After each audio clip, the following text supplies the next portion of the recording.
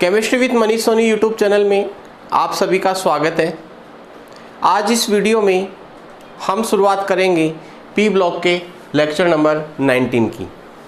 18 lectures इस chapter के मैं आपको पूरे करवा चुका हूँ और जो हमारा पिछला लेक्चर था उसमें हमने वर्ग 18 को भी कंप्लीट कर लिया था। तो पी ब्लॉक में क्लास 12 में टोटल 4 वर्ग हमें पढ़ने होते हैं, वर्ग 15, वर्ग 16, वर्ग 17 और वर्ग 18। चारों वर्ग हम पढ़ चुके हैं। तो आज इस वीडियो में हम क्या पढ़ेंगे? हम पढ़ेंगे असामान्य व्यवहार। असामान्य व्यवहार काफ़ी इम्पोर्टेंट टॉपिक है बोर्ड एग्जाम की दृष्टि से। देखिएगा, असामान्य व्यवहार का क्या मतलब होता है। यदि हम बात करें वर्ग 15 की, तो वर्ग 15 में नाइट्रोजन, वर्ग 15 में नाइट्रोजन अपने वर्ग के अन्य तत्वों से, नाइट्रोजन अपने वर्ग के अन्य तत्वों से जैसे फास्फोरस, आर्सेनिक, एंटीमनी, बिस्मिथ, इन सब से नाइट्रोजन क्या करता है? अलग प्रकार का व्यवहार दर्शाता है। नाइट्रोजन अलग प्रकार का व्यवहार दर्शाता है किससे? अपने वर्ग के अन्य तत्वों से। कौन कौन से तत्वों से? फास्फोरस से, आर्सेनिक से, एंटीमनी से और बिस्मिथ से। इस नाइट्रोजन का जो व्यवहार है वो फास्फोरस, आर्सेनिक, एंटीमनी और बिस्मिथ से अलग प्रकार का होता है। इसे ही नाइट्रोजन का क्या कहा जाता है? असामान्य व्यवहार। तो नाइट्रोजन का असामान्य व्यवहार हमें पढ़ना है, ठीक है। कौन कौन से ऐसी प्रॉपर्टीज है नाइट्रोजन की जो फास्फोरस, आर्सेनिक, एंटीमनी और बिस्मिथ से क्या है? अलग है, और उसके क्या कारण है। वर्ग 16 की यदि हम बात करें तो वर्ग 16 में ऑक्सीजन जो है वो अपने वर्ग के अन्य तत्वों से अलग प्रकार का व्यवहार दर्शाता है, जिसे ऑक्सीजन का असामान्य व्यवहार हम बोलेंगे। इसी प्रकार वर्ग 17 में फ्लोरीन अपने वर्ग के अन्य तत्वों से अलग प्रकार का व्यवहार दर्शाता है। तो शुरुआत करते हैं सबसे पहले नाइट्रोजन के असामान्य व्यवहार की। नाइट्रोजन का असामान्य व्यवहार देखिएगा बच्चों, नाइट्रोजन अपने वर्ग के अन्य तत्वों से अलग प्रकार का व्यवहार दर्शाता है, जिसे हम कहते हैं नाइट्रोजन का असामान्य व्यवहार। बात करते हैं कारण की। नाइट्रोजन अपने वर्ग के अन्य तत्वों से अलग प्रकार का व्यवहार क्यों दर्शाता है? सबसे पहला कारण है इसका छोटा आकार। छोटा आकार, नाइट्रोजन का आकार अपने वर्ग में सबसे छोटा होता है।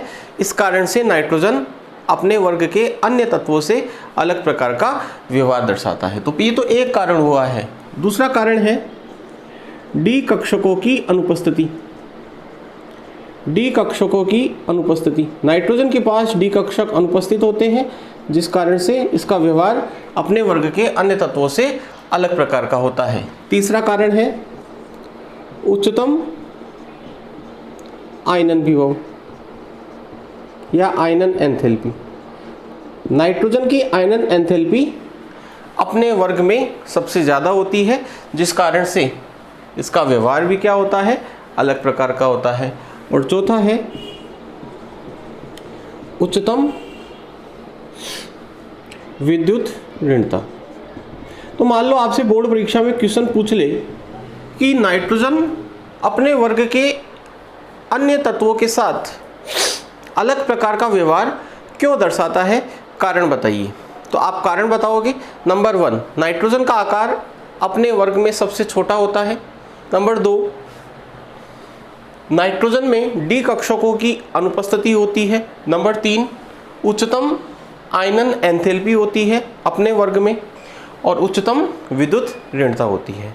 जैसे इसको हम एक एग्जाम्पल के थ्रू समझ सकते हैं। मान लीजिएगा आपके घर में कोई छोटा बच्चा है,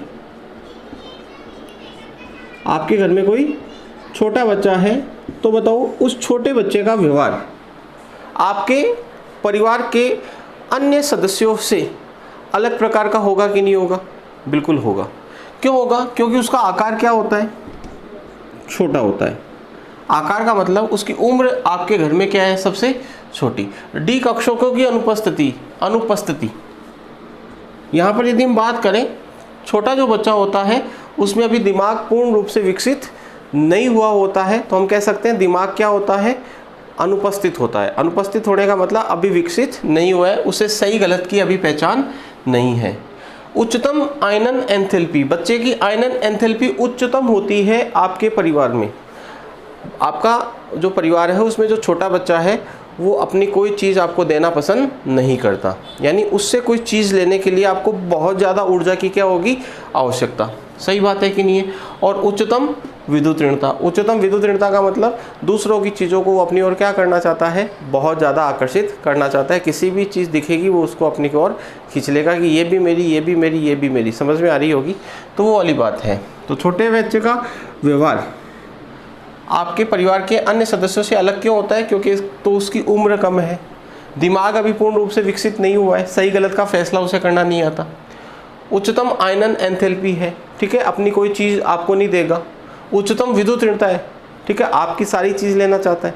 तो इस प्रकार का व्यवहार छोटे बच्चे के द्वारा दर्शाया जाता है। तो फिलहाल एक एग्जाम्पल दिया है मैंने। तो नाइट्रोजन अपने वर्ग के अन्य तत्वों से अलग प्रकार का व्यवहार दर्शाता है। इसके 4 कारण मैंने आपको यहाँ पर बताए। अब कुछ एग्जाम्पल्स लेंगे नाइट्रोजन के असामान्य व्यवहार के। एग्जाम्पल नंबर 1 है,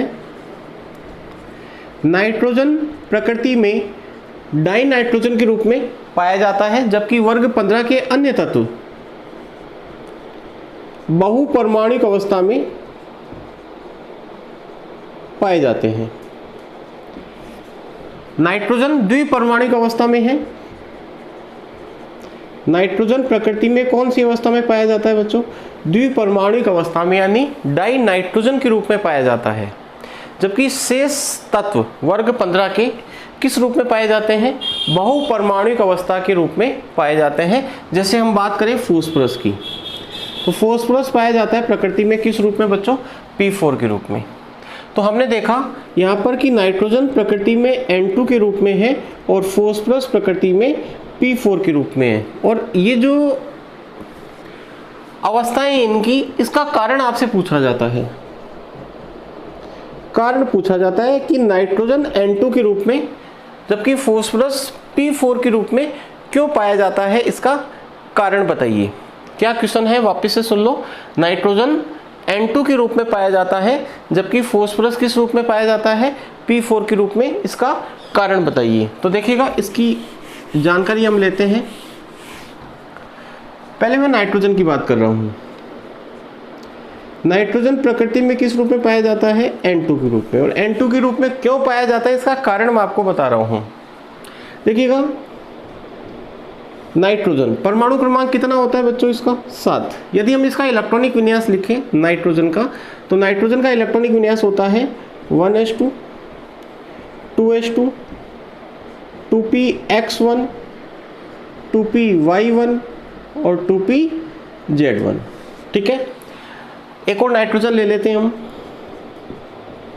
उसका भी इलेक्ट्रॉनिक विन्यास लिख लेते हैं 1s2, 2s2, 2px1, 2py1 और 2pz1। ठीक है बच्चों, अब आपको क्लास 11 में अतिव्यापन नाम से एक चीज पढ़ाई जाती है। अतिव्यापन आपको पढ़ाया जाता है कि दो परमाणुओं के अर्धपूरित कक्षक, दो परमाणुओं के अर्धपूरित कक्षक परस्पर एक दूसरे के अधिकार क्षेत्र में आक्रमण करते हुए, इलेक्ट्रॉनों का साझा करते हुए सहसंयोजक बंध का निर्माण करते हैं। उसे क्या कहा जाता है, अतिव्यापन कहा जाता है। उस घटना को क्या कहते हैं बच्चों, अतिव्यापन कहते हैं। यानी जब भी सहसंयोजक बंध का निर्माण होता है तो उस वक्त दो परमाणुओं के अर्धपूरित कक्षकों का एक दूसरे के अधिकार क्षेत्र में क्या होता है, आक्रमण। और इस आक्रमण होने की जो घटना है ना, उसे क्या कहा जाता है, अतिव्यापन। तो देखिएगा यहाँ पर नाइट्रोजन की मैं बात करूं तो नाइट्रोजन के बाह्यतम कोश में 5 इलेक्ट्रॉन हैं। देखो 2 इलेक्ट्रॉन तो 2s में है और 3 इलेक्ट्रॉन 2p कक्षक में है। 2 और 3, 2 1 1 1, टोटल कितने इलेक्ट्रॉन हो गए नाइट्रोजन के बाह्यतम कोश में, 5। ठीक है, इसके पास में भी कितने हैं, 5। नाइट्रोजन को अपना अष्टक पूरा करने के लिए कितने इलेक्ट्रॉनों की आवश्यकता है? 3 इलेक्ट्रॉनों की। इसका मतलब नाइट्रोजन 3 सहसंयोजक बंध का क्या करेगा? निर्माण करेगा, त्रिबंध बनाएगा दूसरे नाइट्रोजन के साथ। ठीक है, 3 सहसंयोजक बंध इसको बनाना क्या है? आवश्यक, तभी ये अपना अष्टक क्या कर पाएगा? पूरा कर पाएगा। तो बच्चों क्या होता है? 2px और 2px के मध्य अतिव्यापन होता है, 2py के मध्य अतिव्यापन होता है, और 2pz कक्षकों के मध्य क्या होता है? अतिव्यापन। जब 2pz कक्षकों के मध्य अतिव्यापन होता है तो इससे तो बनता है सिग्मा बंध, और 2py के मध्य अतिव्यापन से पाई बंध बनता है, और 2px के मध्य अतिव्यापन से भी कौन सा बंध बनता है? पाई बंध। ठीक है, तो एक सिग्मा बंध बन गया, 2 पाई बंध बन गए, दोनों नाइट्रोजन का अष्टक क्या हो गया? पूर्ण हो गया। नाइट्रोजन के मध्य क्या आ गया?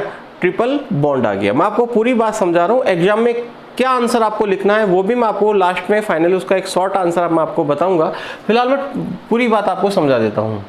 तो देखिएगा, 2pz कक्षों के मध्य सिग्मा बंध बना, और 2py के मध्य पाई बंध बना। जब 2p कक्षकों के मध्य अतिव्यापन से पाई बंध का निर्माण होता है तो ऐसे अतिव्यापन को पी अतिव्यापन कहा जाता है, या पी बॉन्डिंग कहते हैं, बंधन कहते हैं। तो बताओ यहाँ पर 2 बार पी अतिव्यापन हुआ कि नहीं हुआ? ये वाला अतिव्यापन कैसा है बच्चों? पी क्यों है पी अतिव्यापन? क्योंकि पाई बंध बना है। ये वाला अतिव्यापन भी क्या है? पी क्योंकि यहाँ पर क्या बना है? पाई बंध। क्या ये पी अतिव्यापन है क्या? नहीं, ये तो पी अतिव्यापन नहीं है, क्योंकि इससे कौन सा बंध बन रहा है? सिग्मा। तो क्या इसको पी सिग्मा अतिव्यापन कहते हैं? नहीं, इसको ऐसा कोई नाम नहीं दिया गया। ये समाक्षीय अतिव्यापन होता है, और ये दोनों समपार्श्विक अतिव्यापन होते हैं। समाक्षीय अतिव्यापन कुछ इस प्रकार से होता है, और समपार्श्विक अतिव्यापन कुछ इस प्रकार से। जब हॉरिजॉन्टली क्षैतिज रूप से 2 पी कक्षक एक दूसरे में आक्रमण करते हैं, एक दूसरे के अधिकार क्षेत्र में घुसते हैं इलेक्ट्रॉनों के साझे के लिए, तो ऐसे अतिव्यापन को कहा जाता है समाक्षीय। तो ये समाक्षीय अतिव्यापन है, और ये क्या है? समपार्श्विक अतिव्यापन है। आपने क्लास 11 में जरूर पढ़ा होगा कि सिग्मा बंध समाक्षीय अतिव्यापन से बनता है 2 पी कक्षकों के मध्य, और पाई बंध समपार्श्विक अतिव्यापन से बनता है। तो यहाँ पर पी अतिव्यापन संभव हो गया, और पी अतिव्यापन संभव होने से 2 पाई बंध बन गए, और एक क्या बन गया? सिग्मा। इसका मतलब 2 नाइट्रोजन के परमाणुओं से काम चल गया। इसको हम डायग्राम के माध्यम से समझ लेते हैं। ये मान लीजिएगा पहला नाइट्रोजन है, और ये मान लीजिएगा दूसरा नाइट्रोजन है। नाइट्रोजन के पास जो अतिव्यापन वाले कक्षक है वो कौन से हैं? 2px, 2py और 2pz। इन तीनों कक्षकों को मैं यहाँ पर शो करूंगा। तो देखिएगा, ये तो हो गया आपका z कक्षक, pz कक्षक। ये क्या है बच्चों? pz कक्षक। यहाँ पे लिख देता हूँ मैं pz। ठीक है, दूसरे नाइट्रोजन की बात करूँ, थोड़ा इधर बना लेते हैं इसको। ये हो गया pz, ये भी क्या हो गया? pz। ये pz और ये pz। इसमें एक इलेक्ट्रॉन था, एक इलेक्ट्रॉन इसमें था, दोनों ने एक दूसरे के अधिकार क्षेत्र में आक्रमण किया कुछ इस प्रकार से। तो बताओ ये कौन सा बंध बन गया बच्चों? सिग्मा बंध बन गया। इस नाइट्रोजन के पास अब 6 इलेक्ट्रॉन हो चुके हैं, इसके पास में भी कितने इलेक्ट्रॉन हो गए? 6। पहले कितने थे? 5। 2 इलेक्ट्रॉनों का यहाँ पर क्या हो गया? साझा, और 2 इलेक्ट्रॉनों का साझा होते इसके पास 6 हो गए, इसके पास में कितने हो गए? 6। अब नाइट्रोजन को 2 बंध और बनाने हैं। कितने बंध बनाने हैं? 2। तब जाके इसका अष्टक क्या होगा? पूरा होगा। तो देखो, अब हम px और py कक्षकों को यहाँ पर ड्रॉ कर लेते हैं। तो ये हो गया आपका px, ठीक है, और इसका ये px मैंने लिख लिया यहाँ पर। ये भी क्या है बच्चों? px। ठीक है, अब इन दोनों के मध्य अतिव्यापन होगा, तो ये अतिव्यापन पी अतिव्यापन कहलाएगा, और इससे कौन सा बंध बनेगा?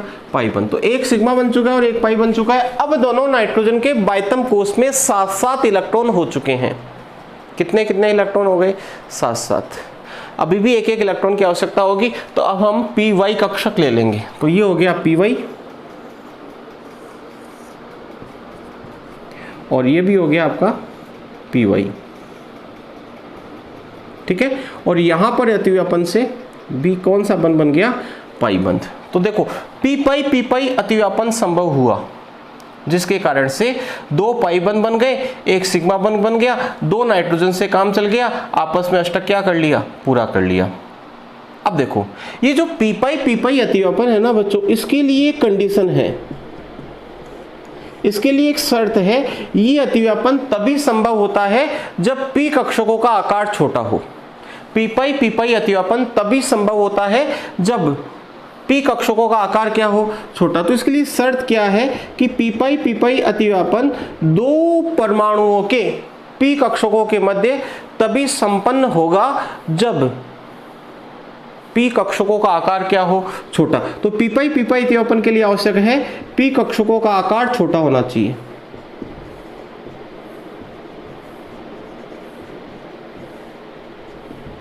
नाइट्रोजन का आकार अपने वर्ग में सबसे छोटा है, तो निश्चित रूप से इसके पी कक्षक भी क्या होंगे, छोटे होंगे, और छोटे पी कक्षकों के मध्य पी पाई अतिव्यापन संभव हो जाता है, जिस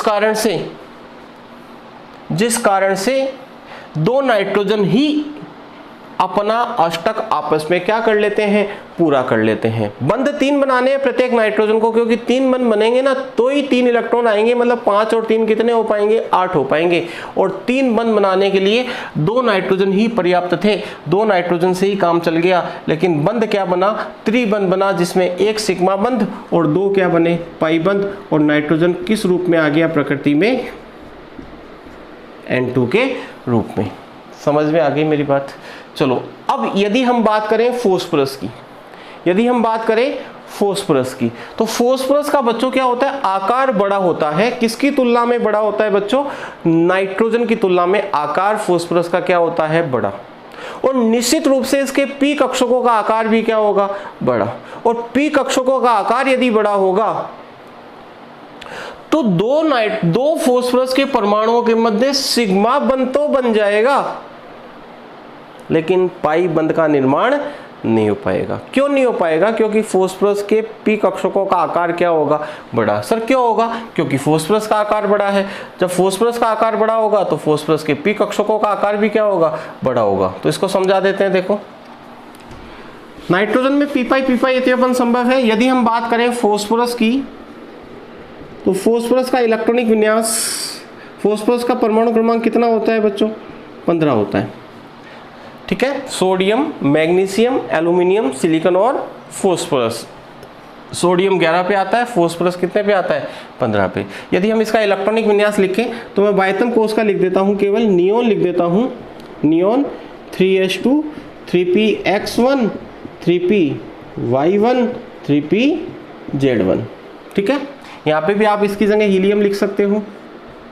बताया होगा आपको क्लास 11 में कि अक्रिय गैस तक का इलेक्ट्रॉनिक विन्यास शो करने की आवश्यकता नहीं होती।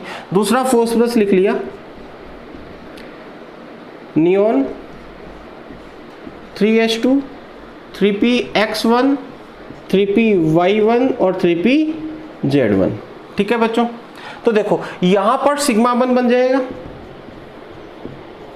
यहां पर कौन सा बन जाएगा, सिग्मा। लेकिन यहां पर पी पाई अतिव्यापन संभव नहीं होगा। अगर हो जाता तो यहां पर पाई बन जाते दोनों के बीच में कुछ इस प्रकार से, लेकिन संभव नहीं है। क्यों नहीं है संभव, ये एक बात महत्वपूर्ण है, क्योंकि फास्फोरस के पी कक्षकों का आकार क्या होता है, बड़ा, और बड़े आकार के कारण से पी पाई अतिव्यापन संभव नहीं होता। तो फिर क्या होता है, होता क्या है, जैसे मान लीजिएगा 2 फास्फोरस हमने ले लिए, 2 फास्फोरस के बीच एक बंध तो बन ही जाएगा, एक बंध तो बन जाएगा, जो क्या होगा, सिग्मा। अब पाई बन नहीं सकते तो फास्फोरस 2 फास्फोरस के परमाणुओं को और बुलाएगा।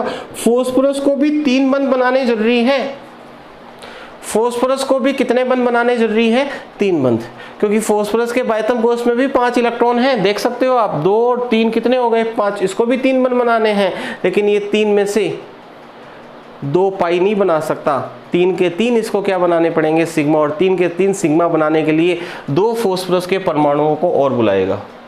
तो देखो अब ये फास्फोरस एक बंध बना चुका, इसने कितने बना लिए, 2, इसने कितने बना लिए, 3। तो इसका अष्टक पूरा हो गया। इसका देखो, एक इधर बना, दूसरा और तीसरा। इसका देखो 1 2 और 3, और इसका देखो 1 2 और 3। तो बताओ प्रत्येक फास्फोरस ने 3 बंध बनाए कि नहीं बनाए, लेकिन यहाँ पर तीनों बंध कैसे बने, सिग्मा बंध। इसका मतलब यहाँ पे पी पाई अतिव्यापन संभव नहीं हुआ। तो फास्फोरस किस रूप में आ गया, P4 के रूप में।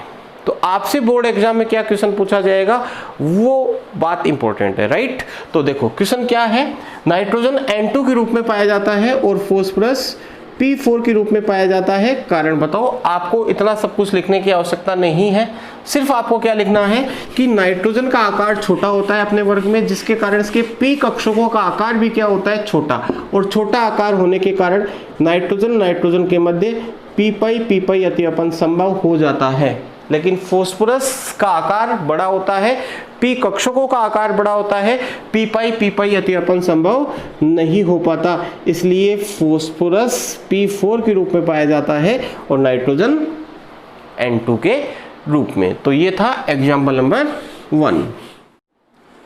एग्जाम्पल नंबर 2 है,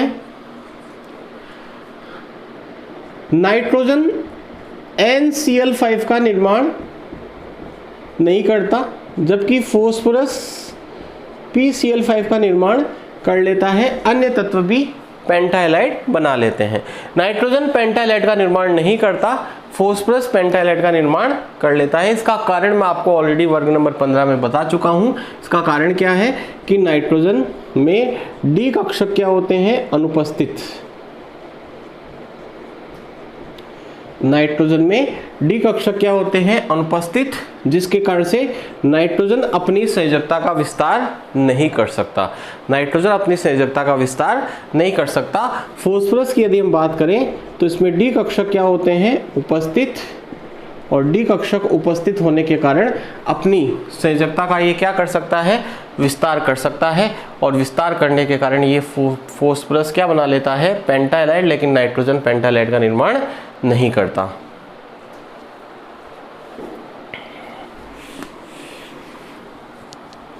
एग्जाम्पल नंबर 3 है,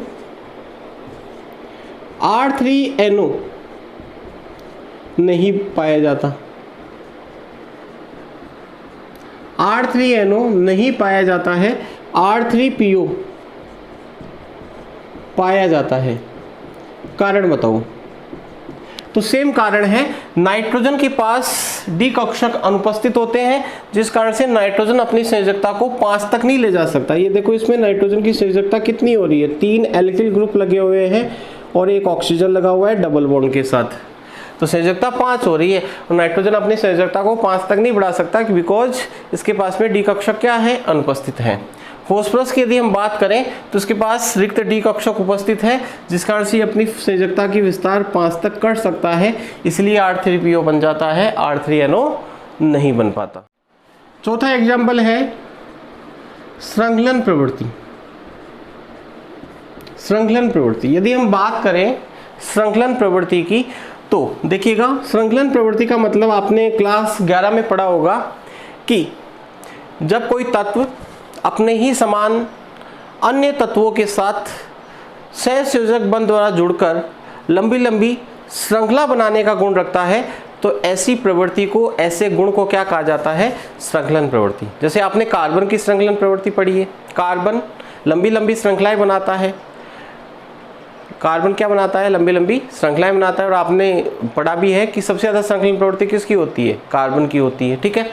तो यहाँ पे हम श्रृंखलन प्रवृत्ति की बात नाइट्रोजन के संदर्भ में करेंगे और नाइट्रोजन वर्ग के अन्य तत्वों के संदर्भ में करेंगे। तो यहाँ पर आपको एक बात ध्यान रखनी है कि नाइट्रोजन की श्रृंखलन प्रवृत्ति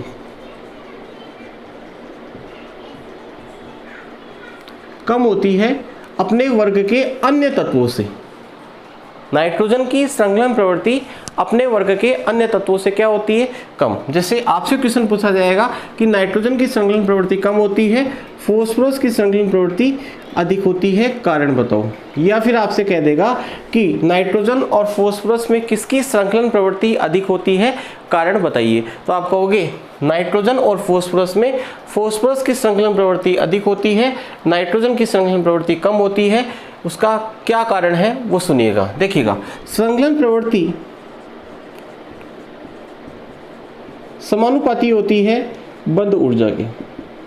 बंध ऊर्जा, दो परमाणु की मध्य जो बंध है उसकी बंध ऊर्जा जितनी ज़्यादा होती है उसकी श्रृंखलन प्रवृत्ति उतनी क्या होती है, ज़्यादा होती है। यदि हम बात करें NN बॉन्ड की, यदि हम बात करें PP बॉन्ड की, तो निश्चित रूप से एनएन बॉन्ड छोटा होगा और पीपी बॉन्ड क्या होगा, बड़ा होगा। क्यों होगा छोटा, क्योंकि नाइट्रोजन का आकार छोटा है और फास्फोरस का आकार क्या है, बड़ा है। एनएन बॉन्ड छोटा है तो इसका मतलब इसकी बंध ऊर्जा ज़्यादा होनी चाहिए और इसकी बंध ऊर्जा क्या होनी चाहिए, कम होनी चाहिए। ठीक है, इसकी बंध लंबाई कम है कि नहीं है, बंध लंबाई क्या है बच्चों, इसकी कम है। क्यों है कम, क्योंकि नाइट्रोजन का आकार छोटा होता है। इसकी बंध लंबाई क्या है बच्चों, ज़्यादा है। इसकी बंध लंबाई क्या है, ज़्यादा। इसकी बंध लंबाई कम है, इसकी बंध लंबाई क्या है, ज़्यादा। इसकी बंध लंबाई कम है, इसका मतलब बंध ऊर्जा इसकी ज़्यादा होनी चाहिए, और अगर इसकी बंध ऊर्जा ज़्यादा है तो संलग्न प्रवृत्ति इसकी ज़्यादा होनी चाहिए, लेकिन ऐसा होता नहीं है। ऐसा नहीं होता। क्यों नहीं होता, देखिएगा, इस पर भी लोन पेयर है और इस पर भी क्या है, लोन पेयर। नाइट्रोजन के बाह्यतम पोष में कितने इलेक्ट्रॉन होते हैं बच्चों, 5 होते हैं। 5 में से एक इधर दे दिया तो कितने लोन पेयर इसके पास, 2 लोन पेयर है। हम जब भी संलग्न प्रवृत्ति की बात करते हैं तो सिंगल बॉन्ड को देखना होता है। कौन से बॉन्ड को देखना होता है, सिंगल बॉन्ड को। तो यहाँ पर भी लोन पेयर है। अब मुझे एक बात बताओ, जब ये बंध छोटा होगा तो लोन पेयर के मध्य प्रतिकर्षण लगेगा कि नहीं लगेगा, अधिक लगेगा कि नहीं लगेगा, अधिक प्रभावी होगा कि नहीं होगा, अधिक प्रभावी प्रतिकर्षण होगा कि नहीं होगा। ये देखो, लोन पेयर के मध्य प्रतिकर्षण प्रभावी होता है, अधिक प्रभावी होता है किसकी तुलना में, इसकी तुलना में, क्योंकि ये दूर है और ये क्या है, लोन पेयर पास में है।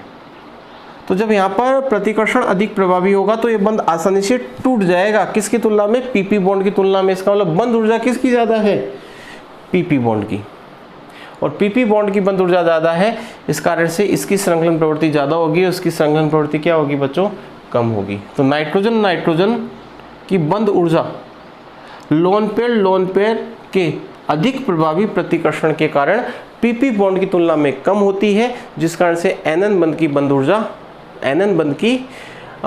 ऊर्जा कम होती है। इस कारण से एनएन बंध की संलग्न प्रवृत्ति या नाइट्रोजन की संलग्न प्रवृत्ति फास्फोरस की तुलना में क्या होती है, कम होती है।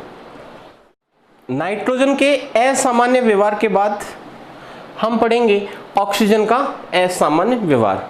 ऑक्सीजन अपने वर्ग के अन्य तत्वों से अलग प्रकार का व्यवहार दर्शाता है, जिसे हम कहते हैं ऑक्सीजन का असामान्य व्यवहार। इसके क्या कारण है, वही कारण है जो नाइट्रोजन के संदर्भ में हमने कारण पढ़े थे, सेम कारण है। पहला कारण, ऑक्सीजन का आकार अपने वर्ग में क्या होता है, सबसे छोटा होता है। ऑक्सीजन का आकार अपने वर्ग में क्या होता है, सबसे छोटा होता है। दूसरा, डी कक्षक क्या है, अनुपस्थित। तीसरा, उच्चतम आयनन विभव या आयनन एंथैल्पी अपने वर्ग में, और उच्चतम विद्युत ऋणता। तो 4 कारण हैं, सेम कारण है जो नाइट्रोजन के संदर्भ में मैंने आपको बताए। अब इसके एग्जांपल्स लेने हैं। पहला एग्जांपल है, ऑक्सीजन O2 के रूप में पाया जाता है द्विपरमाणुक अवस्था में। प्रकृति में ऑक्सीजन द्विपरमाणुक अवस्था में पाया जाता है, लेकिन शेष तत्व वर्ग 16 के बहुपरमाणुक अवस्था में पाए जाते हैं। जैसे सल्फर है, S8 के रूप में पाया जाता है, और ये प्रश्न आपसे बोर्ड एग्जाम में पूछा जाता है। तो सेम कारण होगा जो मैंने नाइट्रोजन N2 और फास्फोरस P4 वाला कारण आपको बताया, वही कारण होगा कि ऑक्सीजन का आकार अपने वर्ग में क्या है, सबसे छोटा। सल्फर का आकार क्या है, बड़ा। जब इसका आकार छोटा होगा तो P कक्षक क्या होंगे, छोटे होंगे, और इसके P कक्षक क्या होंगे बच्चों, बड़े होंगे। जब छोटे P कक्षक होंगे तो P पाई अतिव्यापन हो जाएगा, लेकिन यहाँ पर P पाई अतिव्यापन संभव नहीं हो पाएगा, समपार्श्विक अतिव्यापन संभव नहीं हो पाएगा, जिसके कारण से सल्फर S8 के रूप में आएगा, ऑक्सीजन O2 के रूप में आएगा। देखिएगा, ऑक्सीजन और सल्फर दोनों के बाह्यतम कोश में 6 इलेक्ट्रॉन है, और अपना अष्टक पूरा करने के लिए इसको कितने बंध बनाने होते हैं, 2। तो ऑक्सीजन तो क्या करता है, 2 परमाणुओं के साथ ही काम चला लेता है, एक सिग्मा बंध बना लेता है और एक क्या बना लेता है, पाई। लेकिन यदि हम बात करें सल्फर की, तो सल्फर एक बंध तो बना सकता है, दूसरा बंध पाई बंध नहीं बना सकता। सिग्मा तो बना सकता है, एक बंध बनाने का मतलब सिग्मा तो बना सकता है, पाई नहीं बना सकता। तो सल्फर क्या करता है, 2 तो होते ही है, 6 को और बुलाता है। कितनों को बुलाता है, 6 को। और कुछ इस प्रकार से वो अरेंज होते हैं।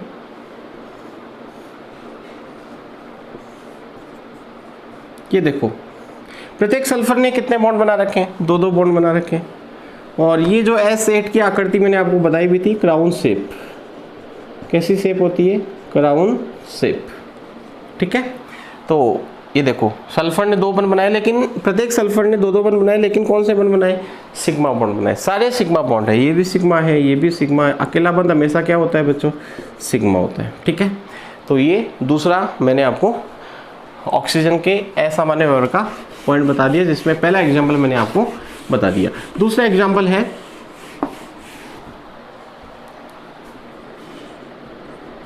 H2O द्रव है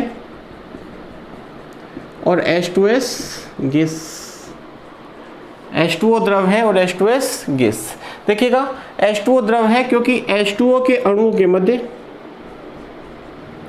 अंतरा आणविक हाइड्रोजन बंध पाया जाता है। H2O के अणुओं के मध्य अंतरा आणविक हाइड्रोजन बंध पाया जाता है क्योंकि ऑक्सीजन की विद्युत ऋणता उच्च है, प्लस इसका आकार क्या है? छोटा है। ठीक है, जबकि H2S में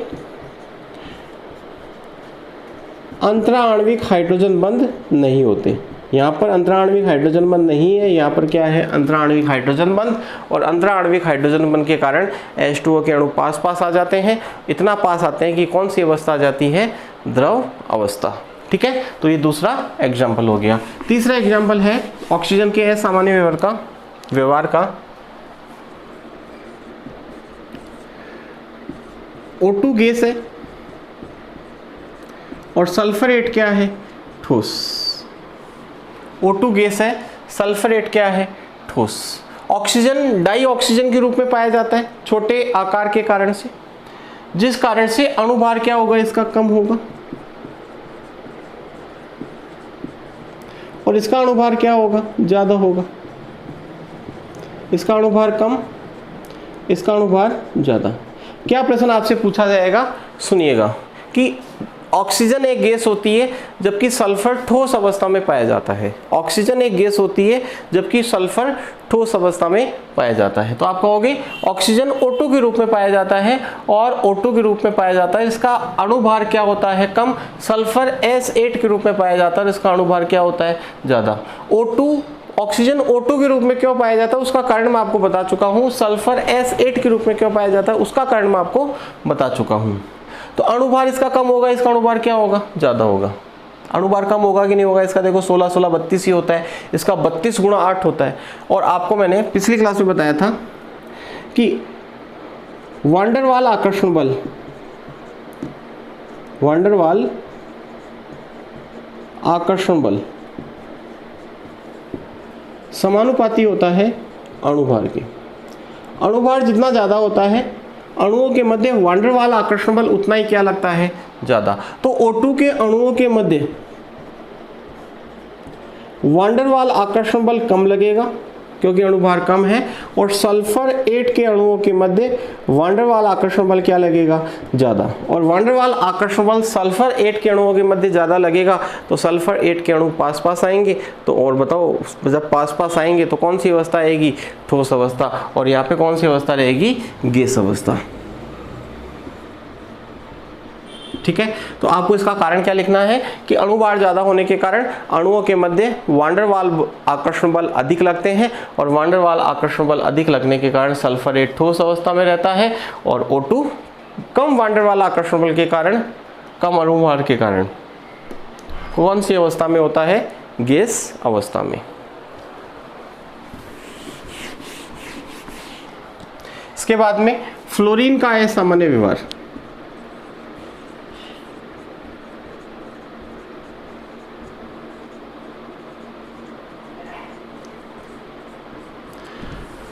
फ्लोरीन का असामान्य व्यवहार कारण क्या है? सुनिएगा। नंबर 1 छोटा आकार, नंबर 2 रिक्त डी कक्षकों की अनुपस्थिति या डी कक्षकों की अनुपस्थिति, नंबर 3 उच्चतम विद्युत ऋणता, और नंबर 4 अपने वर्ग में आयनन विभव भी क्या होता है? उच्चतम होता है। तो 4 कारण हैं, वही सेम कारण है। एग्जाम्पल देखिएगा, HF द्रव है जबकि HCl क्या है बच्चों? गैस। HF द्रव अवस्था में पाया जाता है और HCl गैस अवस्था में। तो देखिएगा क्या कारण है, क्योंकि HF के अणुओं के मध्य अंतरा आणविक हाइड्रोजन बंध पाए जाते हैं, जबकि HCl के अणुओं के मध्य अंतराण्विक हाइड्रोजन बंध नहीं पाए जाते। और अंतराण्विक हाइड्रोजन बंध के कारण HF द्रव अवस्था में होता है और अंतराण्विक हाइड्रोजन बंध नहीं होने के कारण HCl गैस अवस्था में पाया जाता है। ठीक है, चलो दूसरा एग्जाम्पल। फ्लोरीन केवल एक ही ऑक्सीय अम्ल बनाता है HOF, जबकि क्लोरीन जो होता है वो सारे ऑक्सीय अम्ल बनाता है, HOCl भी बनाता है, HClO2 भी बनाता है, HClO3 भी बनाता है, HClO4 भी बनाता है। बताओ ये भी तो एक असामान्य व्यवहार हुआ कि नहीं हुआ? इसका कारण क्या है? फ्लोरीन की विद्युत ऋणता उच्चतम है और इसका आकार क्या है? सबसे छोटा, और डी कक्षकों की क्या है?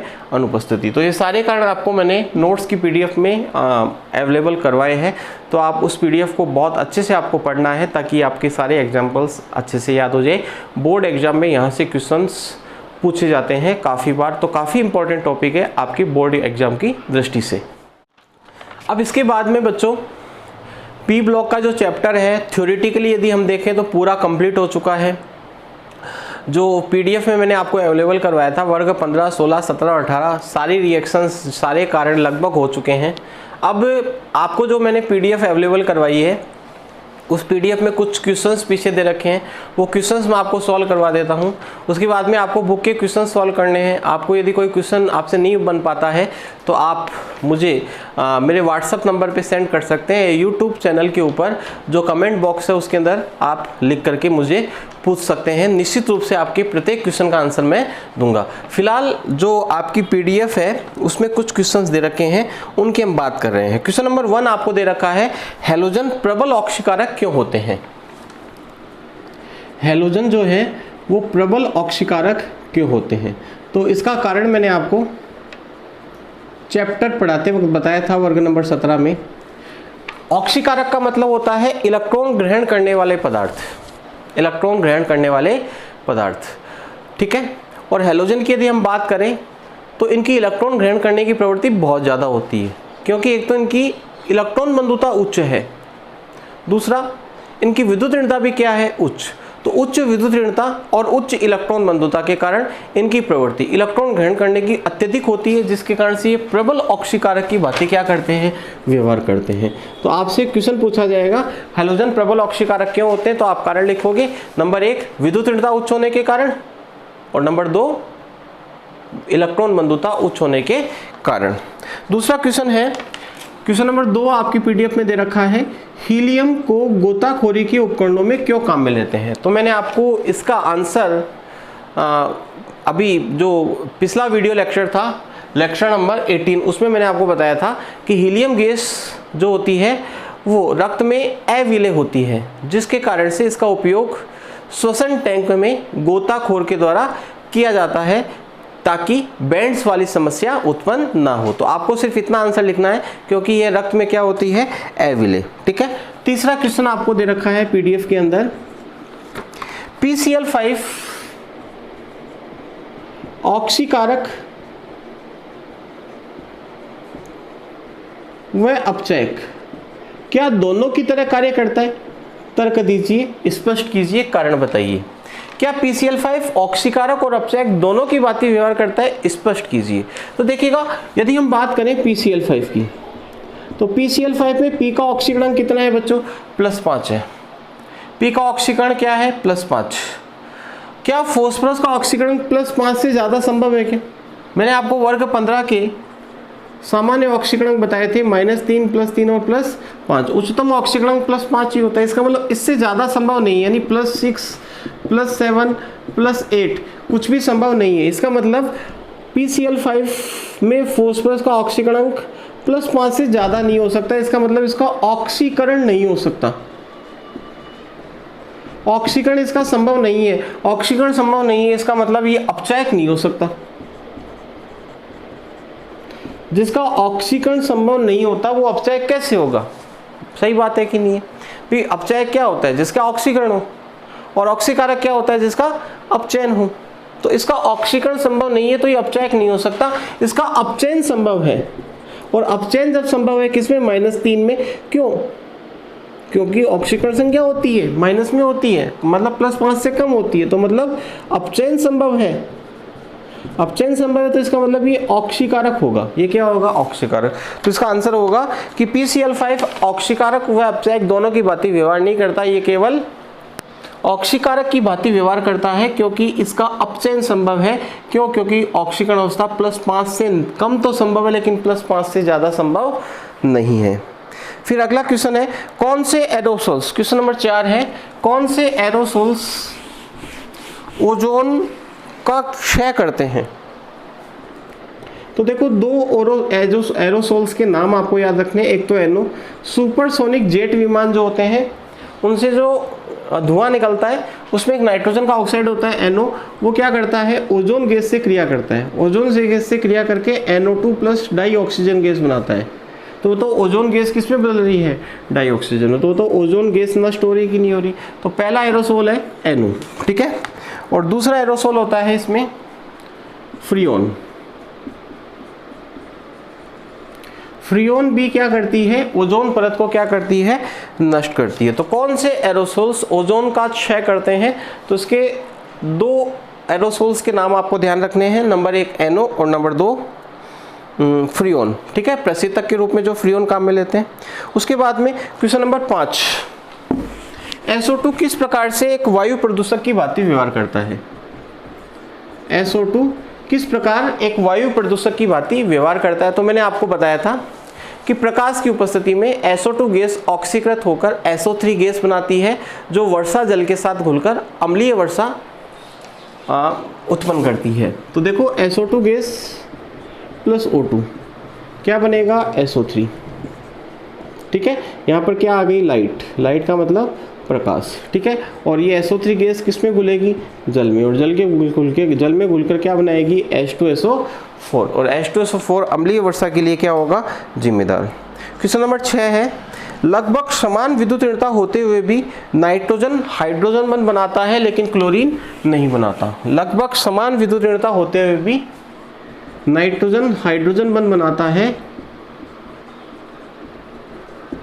लेकिन क्लोरीन हाइड्रोजन बंध का निर्माण नहीं करता है। तो उसका कारण होगा कि नाइट्रोजन का आकार अपने वर्ग में क्या होता है बच्चों? सबसे छोटा, ठीक है। नाइट्रोजन का आकार छोटा है, वर्ग में छोटा है कि नहीं है, और क्लोरीन का आकार क्या है? बड़ा। तो आपने पढ़ा होगा क्लास 11 में कि हाइड्रोजन बंध बनाने के लिए 2 शर्तें होती है। नंबर 1, एक तो विद्युत ऋणता उच्च होनी चाहिए, दूसरा आकार क्या होना चाहिए? छोटा। तो नाइट्रोजन और क्लोरीन दोनों की विद्युत ऋणता तो उच्च है, लेकिन आकार यदि हम देखें तो नाइट्रोजन का छोटा है, क्लोरीन का क्या है? बड़ा। और क्लोरीन का बड़े आकार होने के कारण ये हाइड्रोजन बंध का निर्माण नहीं कर पाता। फिर है ClO2 के 2 उपयोग लिखो। ClO2 के उपयोग आपसे पूछे हैं, तो मैंने आपको बताया था, पीने के पानी को शुद्ध करने में, कागज की लुगदी एवं वस्त्रों के विरंजन में, भुक्तशेषी नाभिकीय ईंधन से प्लूटोनियम धातु को पृथक करने में, ठीक है। और ऑक्सीकारक के रूप में भी इसका उपयोग किया जाता है। फिर है क्वेश्चन नंबर 8, हैलोजन रंगीन क्यों होते हैं? तो हैलोजन रंगीन क्यों होते हैं, इसके लिए आप वर्ग 17 जब मैंने शुरू किया था तो उसमें आप देखेंगे तो आपकी PDF में भी लिखा हुआ है, पीछे देखें। पीछे देखने का मतलब ये है कि वर्ग 17 में आप उसको चेक करें, ठीक है। तो ये आपको अपने आप करना है। फिर है जल की F2Cl2 के साथ अभिक्रिया लिखो। जल की F2Cl2 के साथ, तो पहले F2 के साथ अभिक्रिया लिख देते हैं, F2 + H2O। देखो, जब F2 की H2O के साथ रिएक्शन करवाते हो तो क्या होता है? जो फ्लोरीन होता है वो क्या करता है? हाइड्रोजन से इलेक्ट्रॉन को ग्रहण करता है, तो बनता है 2F- प्लस हाइड्रोजन ने अपना इलेक्ट्रॉन त्यागा तो हाइड्रोजन किस रूप में आ जाएगा? H+ के रूप में, प्लस ½ O2 बन जाएगा। तो F2 + H2O से 2F- plus 2H+ plus ½ O2, क्योंकि ये काफ़ी विस्फोटक प्रकृति का होता है जिस कारण से आयनिक रिएक्शन होती है, ठीक है। यदि आप यहाँ पे 2 लगाते हो तो यहाँ पे 4 आ जाएगा, यहाँ पर भी 4 आ जाएगा और यहाँ से ½ हट जाएगा। दूसरा है Cl2 के साथ लिखनी है, Cl2 + H2O से बनेगा HCl + HOCl, ठीक है। या फिर आप ऐसे भी लिख सकते हैं, कोई दिक्कत नहीं है, जो आपको अच्छी लगी वो लिख देना, 2HCl + ½ O2, एक ही बात है, ठीक है। अगला आप HCl से Cl2 व Cl2 से HCl कैसे बनाएंगे? आप HCl से Cl2 व Cl2 से HCl कैसे बनाएंगे? तो पहले अपन HCl से Cl2 बना लेते हैं। HCl से Cl2 कैसे बनाएंगे? देखो मैंने बताया था MnO2 की क्रिया करवाकर MnO2 प्लस 4HCl क्या बनेगा? MnCl2 plus Cl2 plus 2H2। ठीक है, रिएक्शन बताई थी मैंने, आपको याद भी करवाई थी। और Cl2 से HCl बनाना है, तो Cl2 से HCl बनाने के लिए Cl2 की रिएक्शन H2 के साथ करवा दो, कितने HCl बन जाएंगे? 2HCl। और अंतिम क्वेश्चन जो आपकी पीडीएफ में दे रखा है वो है, किस उदासीन अणु के साथ ClO माइनस सम इलेक्ट्रॉनी है, क्या यह अणु लुईस क्षार है? तो देखिएगा, किस उदासीन अणु के साथ ClO माइनस सम इलेक्ट्रॉनी है। सम इलेक्ट्रॉनी का मतलब होता है इलेक्ट्रॉनों की संख्या क्या हो? समान। तो ClO माइनस में सबसे पहले हम इलेक्ट्रॉन की संख्या निकालेंगे। क्लोरीन के पास 17 इलेक्ट्रॉन होते हैं क्योंकि इसका परमाणु क्रमांक 17 होता है। ऑक्सीजन के पास 8 इलेक्ट्रॉन होते हैं और -1 का मतलब +1 करेंगे, टोटल कितने इलेक्ट्रॉन आएंगे? देखो 17 और 1 कितना हो गया? 18, और 18 और 8 कितने हो गए? 26 इलेक्ट्रॉन। तो इसके पास 26 इलेक्ट्रॉन है। अब हमें कोई ऐसा अणु लिखना है यहाँ पर जिसके पास कितने इलेक्ट्रॉन हो? 26। तो हम यहाँ पे लिख देंगे ClF। तो ClF की बात करें तो क्लोरीन के पास 17 और फ्लोरीन के पास 9, तो बताओ कितने इलेक्ट्रॉन हो गए? 26 इलेक्ट्रॉन। तो ClF एक ऐसा अणु है जो ClO माइनस का क्या है? सम इलेक्ट्रॉन है। आपसे क्वेश्चन पूछा गया है ClO माइनस का सम इलेक्ट्रॉन लिखो, तो बताओ क्या होगा? ClF। अब ये कह रहा है क्या ये लुईस क्षार है क्या? बिल्कुल ये लुईस क्षार है, क्योंकि इसके पास क्या उपस्थित है? Lone pair of electron. तो इसी के साथ पी ब्लॉक कंप्लीट होता है। काफ़ी टाइम लगा इसको पूरा करने में, क्योंकि काफ़ी लंबा चैप्टर था। और अब हम अगला चैप्टर शुरू कर देंगे और बीच बीच में हम पी ब्लॉक के जो क्वेश्चंस है बोर्ड एग्जाम में आए हुए या बुक के जो क्वेश्चन आपसे सॉल्व नहीं होते, जो हार्ड क्वेश्चंस है, उनको मैं ज़रूर सॉल्व करवाऊंगा। तो मिलते हैं अगले वीडियो लेक्चर में एक नए चैप्टर के साथ। कौन सा चैप्टर होगा वो आपको अगले वीडियो में ही पता चलेगा। तब तक के लिए धन्यवाद। जय हिंद, जय भारत।